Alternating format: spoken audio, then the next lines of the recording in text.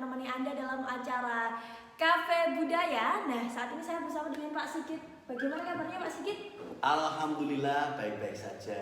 Alhamdulillah. Ini memang seneng ini pagi hari ini karena iya. kita di cafe bangun desa. Iya. Ini jadi kita akan membahas asal muasal sebuah daerah. Oh iya. Nah, saat ini kita berada di wilayah Dusun Jetis Barat. Jetis Barat. Saya tuh penasaran, apakah ada sebab atau apa yang menjadikan ini tempat ini menjadi namanya Jetis Barat. Jetis Barat Nah, itu gitu ya. membuat saya juga penasaran karena pasti ada asal muasalnya. Nah iya, Ya.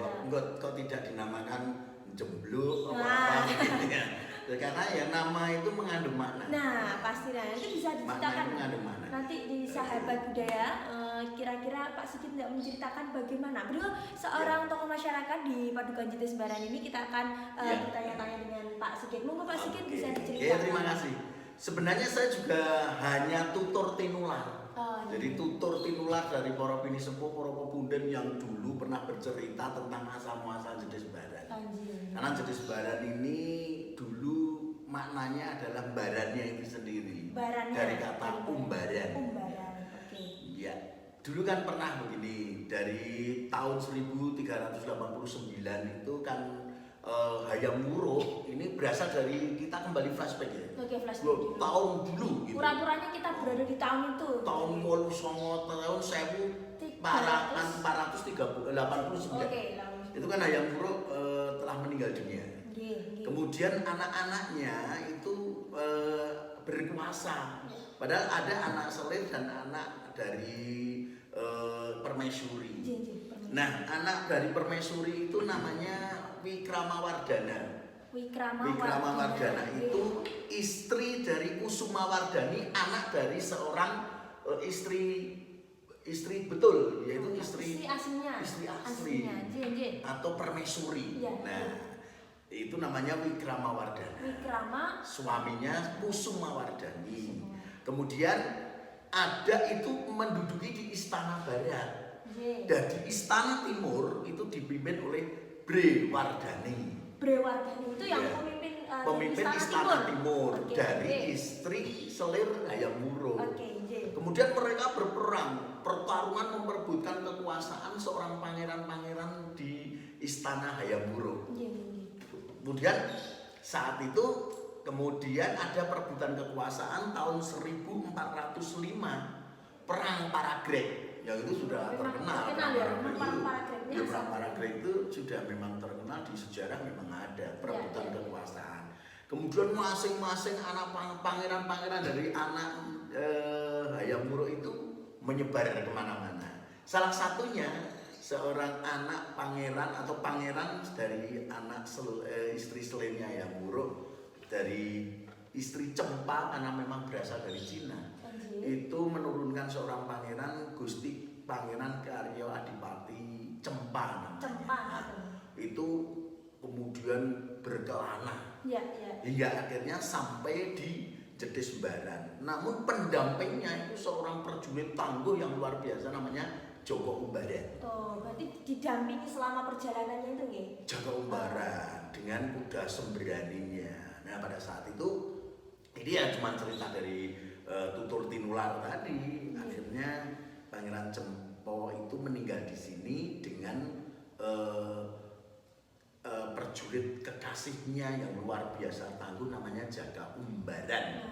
Makanya tempat ini dinamakan Umbaran. Kemudian Jedisnya itu memang beberapa tempat ada yang namanya Jedis begitu, tetapi memang di sini kemudian disebut Jetis Barat. Jedis sendiri apa Pak? Artinya maksudnya kok Jedis ini? Jedis itu saya sendiri juga kurang paham sekali dari informasi yang saya dapatkan dari para bini sepuh, juga saya belum pernah mendapatkan. Tapi kalau Umbaran, barannya itu dari kata umbaran. Saya pernah melihat beberapa kampung juga namanya itu Jedis. Terus kemudian ini kan kaitannya dengan beliau yang sedonya di Jetis Barat. Kemudian apakah ada makamnya di sini atau pripun? Atau bagaimana Pak? Ini makamnya itu cukup luar biasa,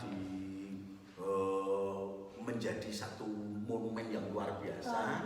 Dan saat itu tahun 1979 dibangun. Berarti di pemakaman komplek Jetis Barat. Komplek Jetis Barat. Dan banyak yang datang ziarah. Kemudian mengabadikan dalam sebuah cerita-cerita yang luar biasa bagi mereka, dan itu dibuatkan luar biasa oleh warga masyarakat, karena warga masyarakat sini itu juga berasal dari banyak dari Mojopahit.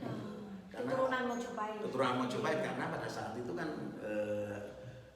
Gusti Pangeran Cempo itu mengajak banyak masyarakat juga ke sini, warga, prajurit dan sebagainya, tangguh-tangguh juga ikut untuk berkelana, akhirnya sampai di sini mendirikan sebuah kampung yang luar biasa di Jedes Barat.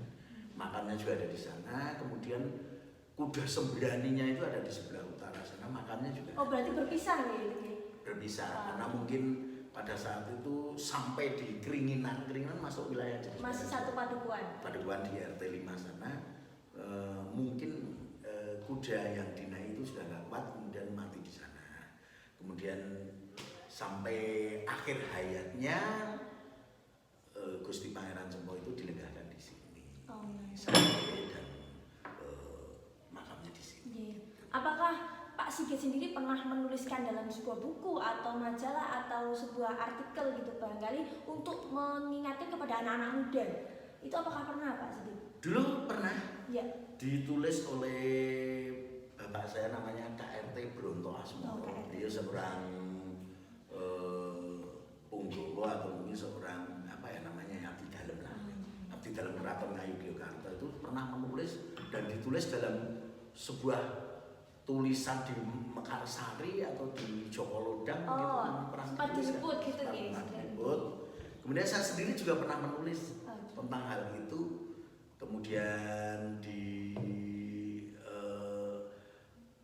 muncul di sebuah majalah juga pada saat itu di Jokolodang juga. Tapi saya cuma menyadur apa yang ditulis oleh bapak saya Pak Jumadi. Sebuah cerita yang diungkap oleh Pak Jumadi. Pak Jumadi juga dari tutur tinular dari sesepuh para Punden, terutama juru kuncinya Pak Arjo Pawiro yang pada saat itu telah melalui media impian, mimpi dan sebagainya itu mereka merangkum sebuah cerita yang disampaikan oleh Pak Jumadi atau KRT Bronto Asmoro itu. Dan saya juga sempat menulis itu juga karena dari menyadur apa yang ditulis oleh Pak Jumadi. Baik, terima kasih banyak Pak Sigit. Mungkin terakhir ini untuk sahabat budaya yang muda-muda barangkali Pak Sigit tidak menyampaikan apa untuk pesan agar senantiasa istilahnya nguri-nguri kebudayaan. Monggo Pak Sigit bisa disampaikan kepada sahabat budaya. Tapi sebelumnya diminum dulu. Wah, aku udah adem ini kopi khas jedes. Ya saya akan mencoba untuk membuat kopi khas jedes. Ya diminum dulu. Wah, Jan, seruput pagi-pagi malam-malam seperti ini anget-anget gitu. Oke, pertanyaannya bagus. Walaupun jawabannya susah. Susahnya bukan karena saya menjawabnya, tetapi memang mengadaptasikan bagaimana anak-anak muda ini tetap cinta terhadap yang namanya sejarah itu kan menjadi dokumen yang luar biasa. Menjadi sebuah pijakan mereka untuk melakukan suatu tindakan itu. Nah, anak-anak muda itu harus berkaca dengan apa yang disebut dengan sejarah itu. Karena di sini ada sejarahnya seperti itu, mereka mestinya menguri-uri, paham betul, ngerti. Udah nek wis ngerti ya nglakoni apa sing ada di dalam lingkungan sini dengan tatanan dan aturan yang ada. Karena kebudayaan yang kuat, mereka harus berpegang pada satu kekuatan ini tradisi gitu. Neng kadang-kadang canom ya wegah nek tradisi wah kuno gitu. Nek wis ngono kuwi repot. Padahal sebenarnya kalau bisa ya kaki kanan itu tetap di sini, kaki kiri bolehlah melangkah dimanapun. Artinya kita ya punya wawasan budaya tentang di wilayahnya masing-masing, di mana bumi kita pijak, langit kita junjung.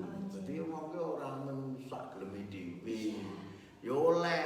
Saya juga seorang pengajar bahasa Inggris, tapi kan harus mengerti tentang totok romo budaya tradisi yang ada di wilayah sekitar. Nah, anak-anak muda ya jangan sampai kalah. Seperti itu harus kita pegang betul agar mereka tetap ada ikatan yang namanya tradisi. Gitu. Oke, terima kasih banyak Pak Sigit atas waktu yang diberikan mungkin ini akan menjadi apa ya istilahnya pemantik untuk dusun-dusun lainnya agar mau bercerita tentang bagaimana asal muasal. Iya, karena jarang sekali sekarang itu yang tahu bagaimana asal muasal kok dusunnya itu namanya ini. Kok jadi gimana? Nah, itu kan bahkan mungkin nanti yang muda-muda di sebaranmu juga belum pasti tahu. Nah, ini kita akan juga menjadikan sebuah dokumenter di mana nanti untuk apa ya istilahnya dokumentasi para pemuda bisa bercerita kembali ke anak cucunya nanti ke depannya agar sejarahnya tidak hilang. Intinya begitu. Ya. Baik sahabat budaya, terima kasih banyak telah bersama-sama kita mendengarkan salah satu ragam cerita tentang dusun Padukuhan Titisbaran. Nantikan video-video kita berikutnya. Oh, ya mau Pak sih. Kejebule kasar. Gak telas menjenengan tadi duduk kok. Iya. Oke sahabat budaya, bertemu lagi dengan di episode berikutnya. Terima kasih, salam budaya, lestari budaya.